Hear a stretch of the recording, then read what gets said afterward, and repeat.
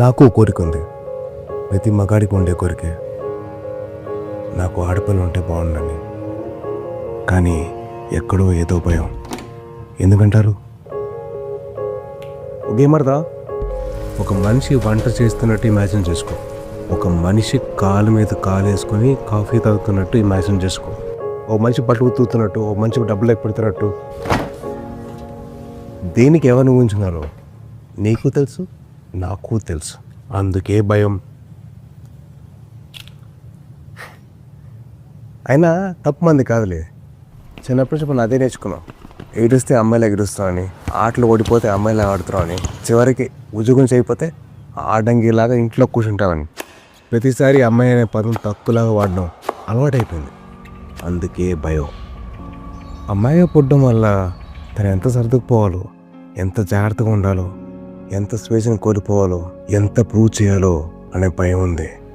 నేనేదో పెద్ద పెద్ద క్రైమ్స్ గురించి మాట్లాడలేదు, రోజు జరిగే చిన్న చిన్న విషయాల గురించి మాట్లాడుతున్నాను. ఆఫీస్లో, ఇంట్లో, పబ్లిక్ స్పేస్లో, ఆన్లైన్లో. అవును, మనం ఎప్పుడు మన అమ్మ, చెల్లి, అక్క గురించి, మన గర్ల్ ఫ్రెండ్ ఆర్ వైఫ్ గురించి, మనతో పనిచేసి మన కొలీగ్ గురించి అసలు ఇంత ఆలోచించలేదే. వాళ్ళు కూడా ఎవరికో కూతురులే కదా బాస్. మనకి కూతురు కావాలనేసరికి ఇంత భయం, ఇన్ని ఆలోచనలు పొడుచుకొచ్చాయా? అసలు నేను ఎందుకు ఇంత భయపడుతున్నా? ఈ భయం తగ్గాలంటే ఏం చేయాలి? నాకు తెలిసి సొల్యూషన్ చాలా సింపుల్ అబ్బా. మనం పెద్ద పెద్ద యుద్ధాలు ఏం చేయక్కర్లేదు, తొట్టలో కొట్టక్కర్లేదు. రోజు లేవగానే దుప్పటి మడత పెడితే చాలు, కాఫీ కప్పు సింక్ దగ్గర పెడితే చాలు, ఒక అమ్మాయి మాట్లాడుతున్నప్పుడు పూర్తిగా వింటే చాలు, అమ్మాయి పైకి ఎదుగుతుంటే అది తన కష్టం వల్లే అని నమ్మితే చాలు, కేరిన ముసుగులో కంట్రోల్ చేయకపోతే చాలు, మన కళ్ళు మన కంట్రోల్లో ఉంటే చాలు, అమ్మాయిని తక్కువ చేసి చూస్తే ఇది తప్పు అని చెప్తే చాలు. నాట్ ఆల్ మెన్ అని రాయడం కాదు, నాట్ ఆల్ మెన్ అని ప్రూవ్ చేయాలి. రాక్షసులు కొంతమంది ఉంటారు, మాట్లాడకుండా మనకెందుకు లేని దుంకునేవారు చాలా ఎక్కువ మంది ఉంటారు.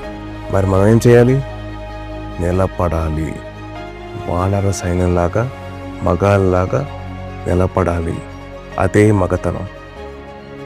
నిలబడతాం.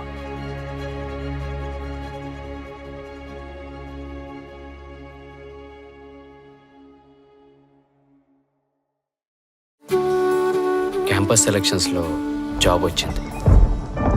నాన్న కష్టపడింది చాలు, ఇక వాలంటరీ రిటైర్మెంట్ తీసుకోమన్నాడు. అమ్మ కోసం కొంచెం పెద్ద ఇల్లు తీసుకోవాలి. చెల్లిని తనకిష్టమైన మెడిసిన్ చదివించాలి. శేఖర్కి ఇలాంటి కలలు ఎన్నో ఉండేవి. కానీ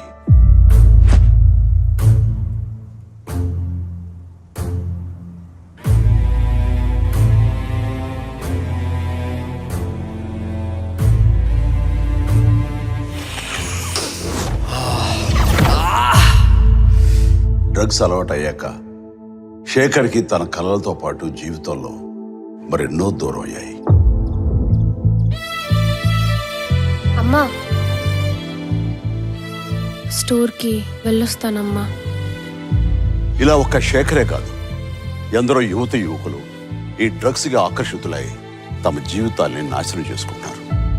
మీకు తెలిసి ఎవరైనా ఈ డ్రగ్స్ అమ్మటం కానీ, కొనటం కానీ, వినియోగించడం కానీ చేస్తున్నట్లయితే ఆ సమాచారాన్ని వెంటనే తెలంగాణ యాంటీ నార్కోటిక్స్ బ్యూరోకి తెలియచేయండి. మీరు చేయాల్సిన ఫోన్ నెంబర్ 8712671111. మీ వివరాలు గోప్యంగా ఉంచబడతాయి. బాధితులను ఆ మత్తు నుండి దూరం చేయటమే వారి ఆశయం తప్ప శిక్షించడం కాదు. డ్రగ్స్ రహిత సమాజమే లక్ష్యంగా సాగుతున్న మన తెలంగాణ ప్రభుత్వ సంకల్పంలో నాతో పాటు మీరు చేతులు కలపండి.